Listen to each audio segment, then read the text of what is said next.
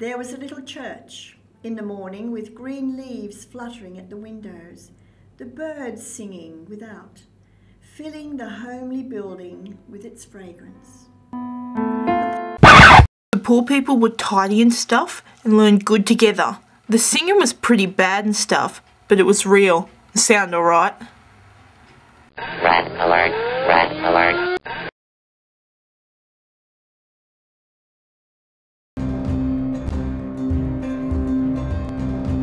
My name is Annette Emerton and I'm a teacher of speech, drama, public speaking and presentation skills. Improving self-expression through creative language is what I aim to do, particularly with children. Young people today are not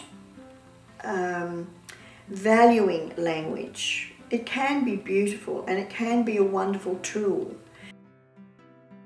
I think that's very sad. I think classical literature is so good to read because the way they used words, the way they expressed themselves. And if you read enough classical literature, you will start to think that way and you will use those sorts of words and those type of expressions. And I think the beauty of language is disappearing. The children are not being taught Charles Dickens, the work of Charles Dickens. They don't know about Thomas Hardy, they don't know about D.H. Lawrence, they don't know about Somerset Maugham. They only know about Beatrix Potter because a movie's been made of her. Like everything in today, it's all a quick fix. And so we've gone from, you know, in what, 400 years, we've gone from the language of Shakespeare, which people can't understand today, to text messaging. Oh, I don't know what it says. Which is just a use of a few letters. So where do we go from there? I really think that, you know, people could go for a month without actually talking to another human being because you've got text messages, you've got emails, you've got faxes, you've got answering machines on the telephone. You don't actually have to talk to anybody. The generation gap's becoming wider and wider and wider. I feel that the teaching of grammar in particular doesn't seem to be happening in schools today. Punctuation marks are very important. My daughter rouses on me when I send her emails. I always have capital letters at the beginning of a sentence, or if I'm using a proper noun, I'll have a capital letter.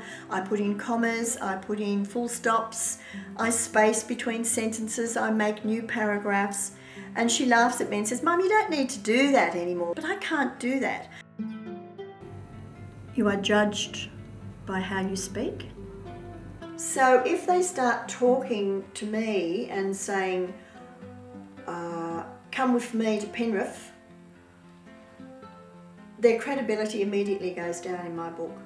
Gosh, I find there's some boys in particular who mumble, like they'll say, "I'm not going," and like she said, some women, and they can't look you in the eye, and they're very quiet and shy, and they'll fiddle a lot with their hair. I have to teach them to project and be confident and to have eye contact. That's very important, to look someone in the eye when you're speaking to them.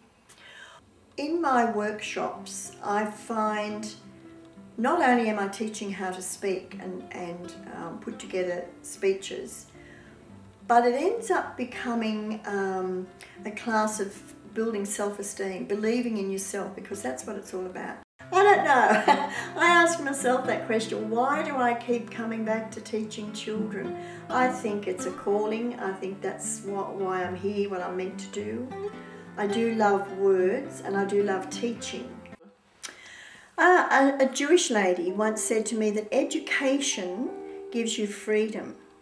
You know, no matter how much torture somebody does to you physically, they can't take away what's in here.